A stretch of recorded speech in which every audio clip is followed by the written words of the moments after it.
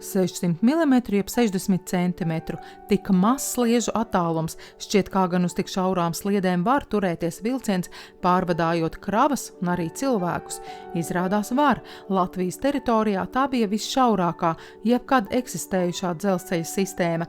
Dabā vairs šādu sliežu ceļu neatrast, tāpēc var teikt, ka staciju ēkas to ir pārdzīvojušas. Šoreiz dosimies uz vienu no šādām reiz bijušām līnijām – Ventspils–Dundaga. Piestāsim vairākās stacijās un redzēsim, kā tām klājas šodien.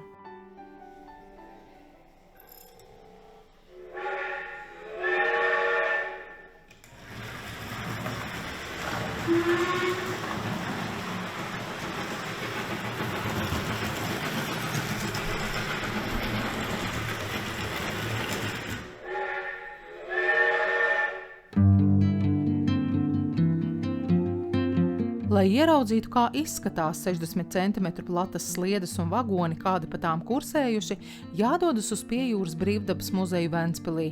Te arī sākas mūsu stāsts par visšaurāko reiz Latvijas teritorijā eksistējušu dzelzceļa sistēmu. Līdz Pirmajam pasaules karam tik šauras sliedes Latvijā praktiski nebija. Kaut kur pie ostām tur bija kaut kāda akmeņa vešanas epopeja, un iespējams, ka bija arī tur visdrīzākais tiešām bija 600 mm dzelzceļa, bet tas bija tīri saimnieciskām vajadzībām. Atnāca šeit saimniekot Vācijas armija, okupēja vienu lielu daļu Latvijas teritorijas, un saskārās ar lielu problēmu.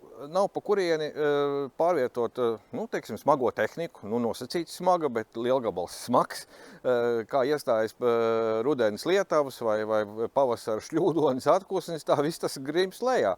Jo zemes ceļa Latvijā un daudzās vietās Sēlijā un arī Ziemeļkurzemēm faktiski nebija. Tad vienīgā alternatīva ir uzbūvēt ātri dzelzceļu. Pieeja bija absolūti standartizēta. Rūpnīca, pamatā tā ir Krupp rūpnīca, slavenais vācu koncerns, tika jau samontēti, pirms tam, protams, izštancēti gulšņi, izvēlēts sliedes, un tas viss saskrūvēts kopā un izveidot 5 metru gari posmi, svēra aptuveni 200 kg. Tas pats arī attiecās uz pārmijām, un to visu tā kā bērni konstruktori. Tur ātri tās sliedītes saliek kopā. Pusstundas laikā jums istabā jau ir gatavs dzelzceļa makets. Vāciešiem gāja mazliet lēnāk, bet principā tas fiksētais ātrākais ātrums ir līdz 10 kilometriem diennaktī. Kopgarums tiek lēsts līdz pat 1000 kilometriem. Šādu dzelzceļu dažādās vietās tika sabūvēti. Latvieši ar to dzelzi nebija tik ļoti bagāti. Sliedes gan paši mēs sākām ražot Liepājas. Toreiz Bekera fabrikā, pēc tam uzņēmuma Metalurgs. Ar gulšņiem ir daudz vienkāršāk. Gulšņi mums nav jāražo no dzelzs. Mēs paņemam savu koku, un tā mēs esam darījuši jau gadsimtiem ilgi. Un arī uz šaursliežu dzelzceļa tas pats princips ir ievērojams. Vācieši te bija atstājuši diezgan lielu sliežu un gulšņu daudzumu, tā kā mēs līdz pat pēdējam mirklim, tas ir līdz 1972. Gadam, kad šāda dzelzceļa koplietošanas sistēmā satiksmes ceļu ministrijas pakļautībā tika izmantot, tur arī joprojām tika viesīts galā izmantot šie vāciešu Pirmā pasaules kara dzelzs gulšņi. Kurzemē, tur nebija tuvu fronte, es domāju tieši Ziemeļkurzemē, bet tur bija citas vajadzības. Viens no tiem ir lielgabali, tālšāvēja lielgabalu krasta apsardzes nodrošināšanai, un otrs ir tīri saimnieciskās vajadzības. Kurzeme ir diezgan bagāta ar koku materiāliem, arī lauksaimniecības produkcija, zīvis, visu to operatīvi pārvadāt arī vajadzēja. Armija vajadzēja nodrošināt ar ēdamo, armija vajadzēja nodrošināt ar būvniecības materiāliem, koku materiāliem, un tāpēc šeit parādījās diezgan daudz dzelzceļu, tie plašāk zināmākie un visilgāk eksploatētie ir no Stendes līdz Mazirbei, tad no Ventspils līdz Mazirbei tāds 3 stūris izveidojos. Ar to bija gana vāciešiem, bet ar to bija mazliet par maz latviešiem. Starp Ventspili un Dundagu bija nenormāli biezi un neapgūti mežu masīvi. Tur apkārt izvietotie mežu masīvi bija izstrādāti, tad tika domāts, ko tālāk darīt, lai to dzelzceļu tomēr saimnieciski turpinātu izmantot. Pasažieru pārvadājumi šajā gadījumā bišķiņ tā kā otrajā plānā. Iestājoties saimnieciskai krīzei, kā mēs zinām, krīzes laikā mēs sākam domāt daudz intensīvāk nekā tādā bagātākā periodā, mierīgākā, un tika pieņems lēmums no Ventspils līdz Dundagai uzbūvēt vēl vienu mazbānīšu līniju.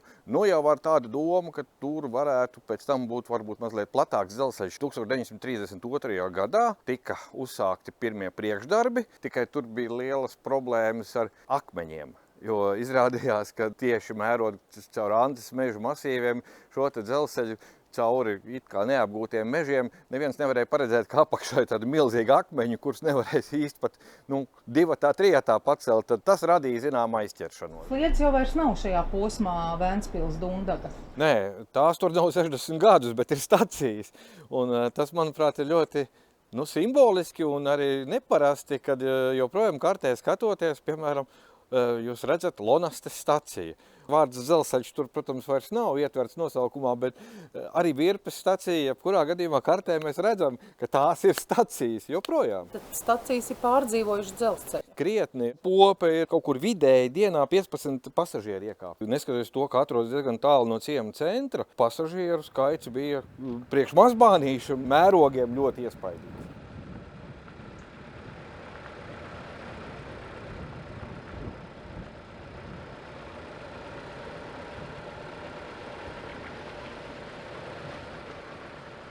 Mēs atpirkam to pusīti. Tad mēs atkal sākam no jauna taisīt.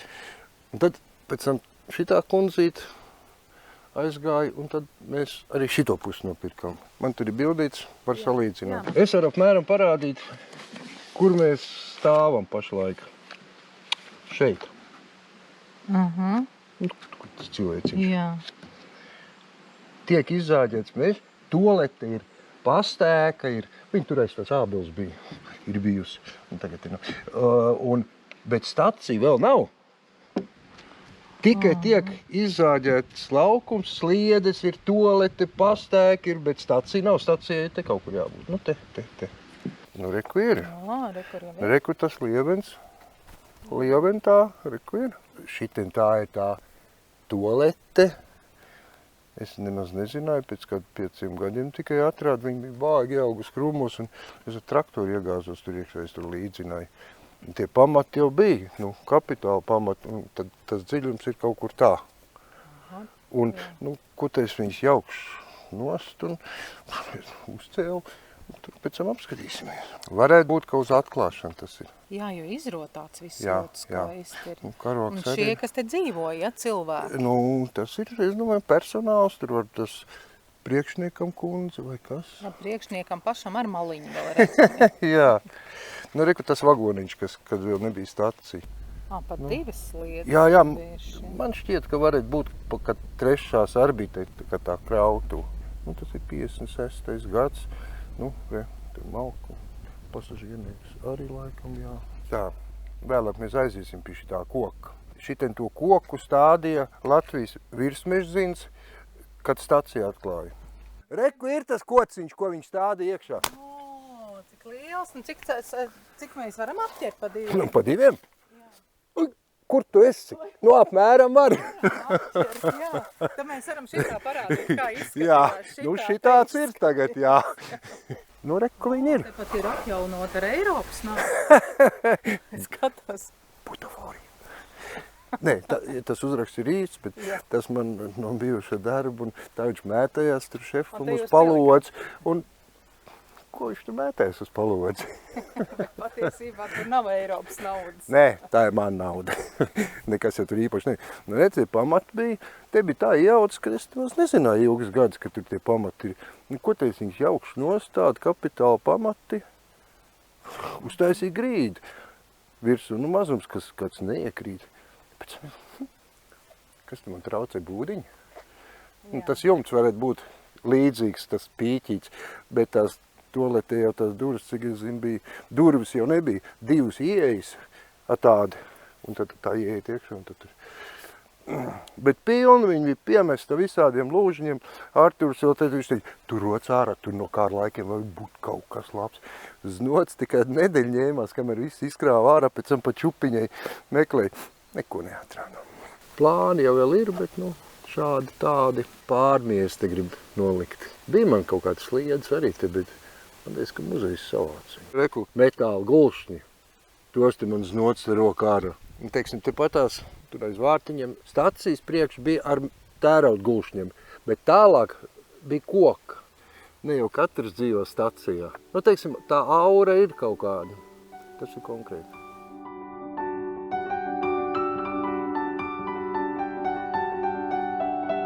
Trešā klase ir visizplatītākā. Nu, var teikt, ka 90% aptuveni dzelzceļa vagoni, pasažieru parka vagoni bija trešās klases vagoni. Tāda tumša, diezgan tā aina. Tāpēc, kad to loga nemaz tik daudz te nav. Un var teikt, ka mēs esam arī ne tajā gaišākajā dienā, bet ar to jārēķinās, jā. Toties tā atmosfēra, jā, mums ir tāda pietiekoši interesanta. Varu gan iepazīties, gan arī sanaidoties, ir ļoti daudz dažādi gadījumi fiksēt. Un var arī krāsni pārkurināt. Tur, kur stāv operators, tur kādreiz bija krāsnes. Un ir gadījums fiksēts, kad pārgalvīgs un pārdzēries pie reizes dundadznieks bija pirti uztaisījis vagonā. Nu, ja te visu laiku kurina, jā, nu tad arī tā ir. Bet paši pasažieri kurināja? Nē, uz vairākiem vagoniem bija konduktors, un konduktora atbildība, protams, bija gan kurināšana, gan arī sveču iededzināšana. Vienā vagona galā bija svecīte. Jo tagad ir tumšs, kas tad ir naktī. Labi, un cik tādi vagoni bija rindā salikt? Parasti tie bija kādi 5-6. Teorētiskais maksimums ir faktiski līdz kādiem 11, bet tādas vajadzības gan nebija. Tas ir viens, un otrs, šo vagonu daudzums jau arī bija limitēts visā Latvijā. Pietiekoši daudz, jā, bija kaut kur ap 90 šādiem vagoniem, kurus Latviju amatnieki bija pēc kara, faktiski sākot jau pēc Pirmā pasaules kara, kaut ko jau vēl taisīja pēc Otrā pasaules kara, uz tām Pirmā pasaules kara bāzes, teiksim, šasijas uztaisījuši, un kāda viņi bija, tāda viņi bija. Bet bija arī otrās klases, vismaz starpkara periodā. Periodiskais izdevums Dzelzceļnieks 1933. gada 15. jūnijā rakstīja, ka uz jaunu izbūvētās Ventspils Popes Virpes līnijas atklāšanas dienā bija 2 pasažieru un 1 preču vagons. Tas tomēr bijis par maz un piekabināts vēl 3. Līdzi gājis arī gaitas vagons ar vietējiem augstākiem dzelzceļa darbiniekiem un 12 vaļēji pusvagoni. Uz pirmo vilcienu pārdotas 25 biļetes. Vairākums pasažieru braukuši līdz Popei. Visās stacijās netrūcis ne braucēju, ne ziņkārīgo. Visjūsmīgākie par jauno vilcienu tomēr bijuši ancenieki. Tie pie Virpes stacijas bija uzcēluši zaļumiem apvītus godavārtus un pienākošo vilcienu ragu orķestris sagaidījis ar maršu.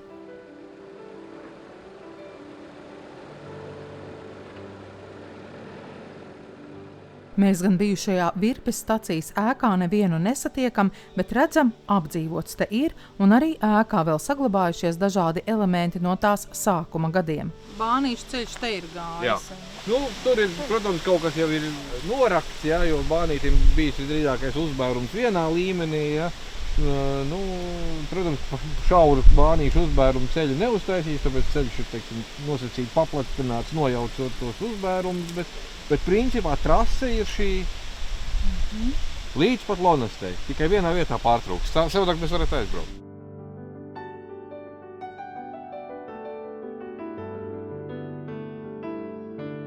Mēs iekāpsim 2. klasē. Jā, nav. Vagonis jau ir tāds pats, tikai ir mazliet gaišāks un arī jumta gaisma ir iebūvēta. Tas tā kā ļoti smalkiem vagoniem. Vēl pirms Pirmā pasaules kara šāds te izgudrojums jau faktiski 19. gadsimtā tika ieviests atsevišķiem vagoniem, luksus klases vagoniem, jo darba ļauži jau var braukt arī vienkāršos vagonos, pat bez logiem neteiksim, bet ar maziņiem lodziņiem.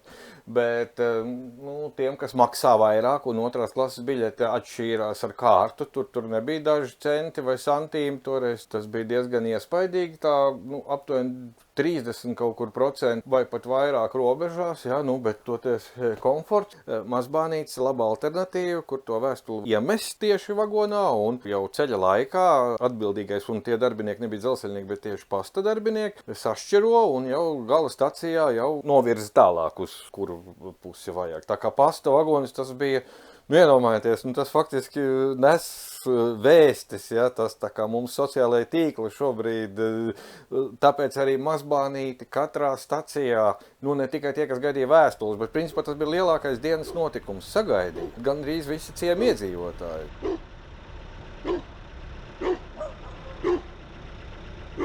Man ir kā 20, man tā liekas šī māja, jā. Man jau vispār ir katreiz, ka man vecamām te dzīvoja, un iznāk, redz, man es arī tagad lonas tad iekļūta. Ka teica, ka Dievs teica, ka es arī lonas, mamām kādreiz jau ganīja govs, tajā nebija tāds apavs, nebija.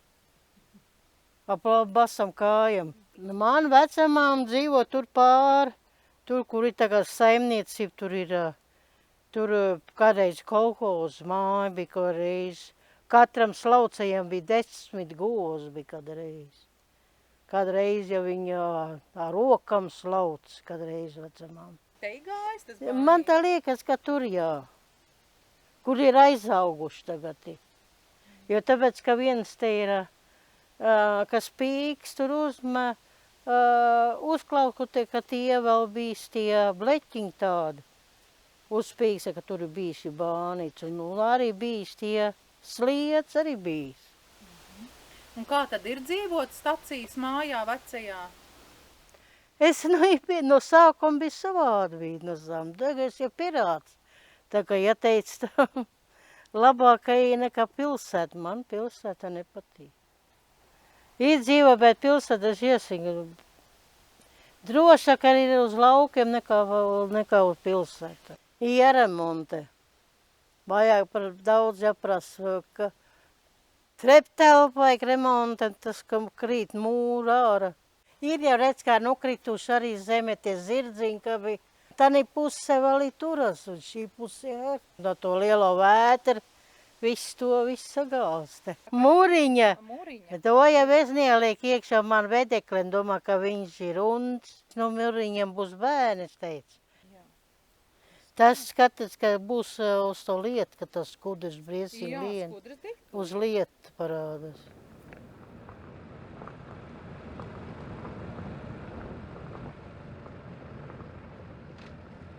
Šeit ir redzama šī ēka.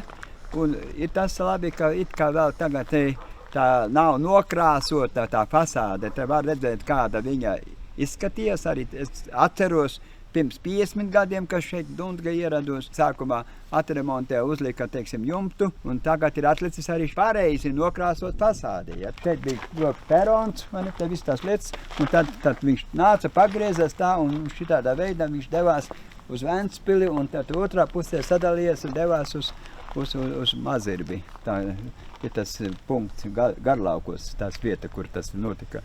Un šī ēka, paldies Dievam, ka ir tomēr saglabāta, pie tam atrast ļoti labs pielietojums, kas nevar būt labāks kā sociālais dienas. Tā arī mēs viņu nosaucam Mazbāniša iela. Tā tas ir noticis. Pirms 50 gadiem es atnācu šeit 1973. gadā kā fizikas matemātikas skolotājs. No tiem laikiem man ir interesējis viss, kas te notiek. Un tā kā es arī te biju 20 gadus pagastvecis un pirmo agrāro reformu sagaidīju šeit un realizējam un viss privatizācijas un vispārējie procesi notika, tā kā es tos ļaudis ļoti labi zinu, un viņi mani arī labi zinu, un tā es esmu vienmēr vācis visu, ko vien var. Šobrīd mēs atrodamies Dundagas Mazbānīšu stacijas uzgaidāmā zālē. Jā, uzgaidām zālē. Parasti dzīvoja arī stacijas priekšnieki dzīvoja šeit, un vēl kāda ģimene dzīvo šeit uz vietas arī, kas apkalpoja šo te stacijas ēku. Bet 1963. gadā vajadzība pēc Mazbāniša jau nebija vairs, tika likvidēts, bet šis likvidācijas process notika līdz 68. gadam. Bet palika šeit tās augtā stacijas bufete, un to nolikvidēja tikai 1988. gadā. Visādi tie stāsti ir tik brīnumaini, jo, piemēram, stāsts viena iet Mazbānīts, viena sieviete braši soļo, un tie pārēji, ko tu Nāc kā piekšā, teiksim, tajā bānītī. Viņa atbild, es negribu nokavēt darbu, vai ne, teiksim, tas liecina, cik lēni gāja tas Mazbānīts, un ka viņa aizšāvas kā būtu, lai nenokāvētu savu darbu. Stacijas bufete nevienam vien palikusi atmiņā. Kāds atceras, ka te bijusi vienīgā vieta apkaimē, kur pārdoti vai padomi gados ierastā leksikā runājot, izmesti apelsīni. Arī Gunāram savas atmiņas. Mēs bija 2 jauni skolotāji. Te bija izcēlās skandāls, ka te vajadzēja izbūvēt ceļu. Cilvēki tā bieži vien uzceļ māju, un tos ceļus neiekārto, cilvēks paši iestaigā. Nu, šāds te ceļš jau bija iestaigāts, un tad, kad viņi sākās tikko pagājušā gada, vai bija tāds vai nebija ceļš, es ar aizsietām acīm varētu atnākt no skolas, kā skolotāji mēs 2, kā stundas beidzās, 2 skolotāji šeit uz stacijas bufeti, un, kā saka, ne pa jokam tas alus, un tas tā iesit pa galvu, un te ir stacijas dārs, un tam gājas gaisā guļu un pamostās, un bailes, vai ka tik bērni nav redzējuši, kas ir 2 skolotāji. Tā kā te ir piedzīvojumi. Es 88. gadā likvidēju to bufeti, tad te bija dzīvokļi, vairāk ļoti daudz pietiekoši dzīvokļi, un tad te 97. gadā Dundagā likvidēja Dairadi. Un te ievācās tieši šeit, šajā zālē, te bija tā saukta Audēji.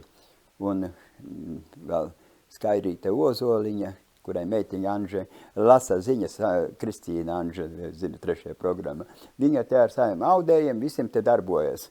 Līdz pat 98. gadā Dundagas slimnīca izceļas ugunsgrēks, nodega tas 2., 3. stāvs, un tad dienas mamma Jurča Mārīte, mums nebija, kur tos vecos ļaužus likt, tad mēs tā sākās šis posms, kas saka, ilgais ceļš kāpās, kamēr te viss, te bija tās, viņai sauca sabiedriska organizācija stacija, tā viņa nosauca, un tad tie ļauži, kas saka, kuriem nebija apgādnieki un pārējie sociālais dienas, mēs te viņi ievietoja, un tā tas arī notika līdz tam brīdim, kamēr 20. gadā izveidoja sociālais dienas.